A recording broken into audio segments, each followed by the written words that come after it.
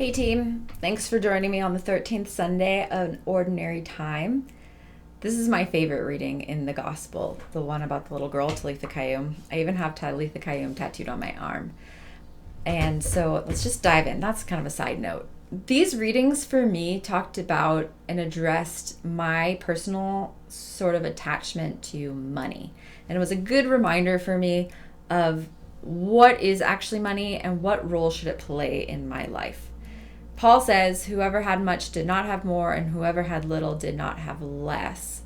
And that's a good reminder and call to say, well, money doesn't define who I as a person, what I'm worth, what I'm valued. The person I work for is as important, has the same human dignity as the person who works for me. We people in that regard, we're equal. And then also, what is money, right? We think like the more money you have, the more power you have. But for the woman who has hemorrhages, obviously her health was more important. And for Jairus, who had status, was a synagogue official, his daughter died.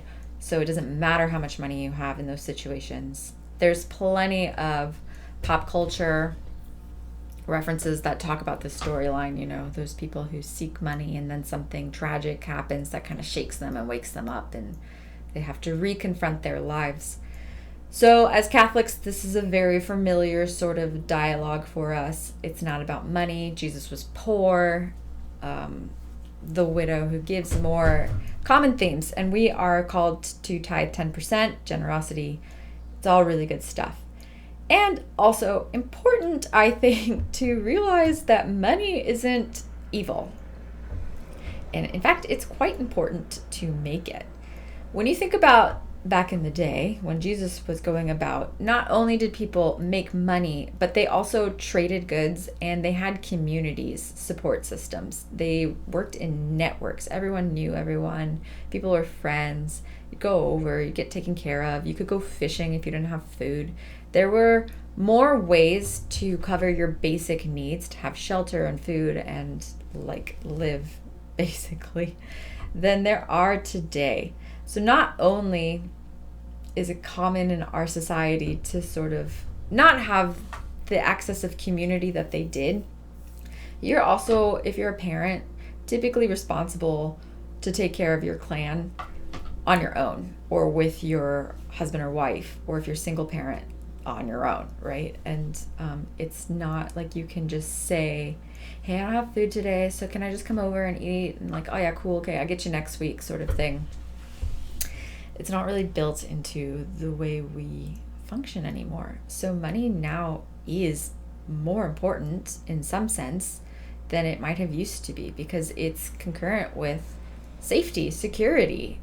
Financial stress is real because it's unsafe. You do not know what's going to happen if you don't make your paycheck. If you don't pay the bill, you can't say necessarily to your landowner, I got you next week, the fish will come in, right? There's a whole different setup. And then you don't know how to build a house so that you could survive should you get evicted. Money has become sort of a lifeline. And that's real. That's true. So if you do feel stressed because you're not making enough money, and then also this guilt of yeah, but money's not everything, give yourself a break, right? Let's speak to realities. And then perspective. So how do we actually have a healthy relationship with money in the 21st century, modern day, Eastern, Western culture, any culture? This applies. So I think really the thing we focus on through these readings is that God doesn't want us to be poor simply for the sake of poverty and suffering.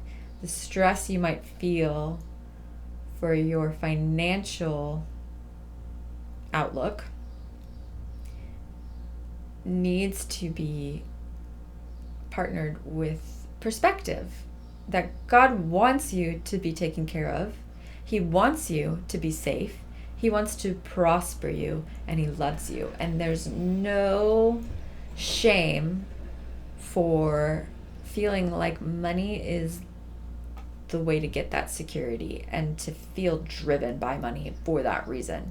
However, let's acknowledge that that's not healthy or the end goal.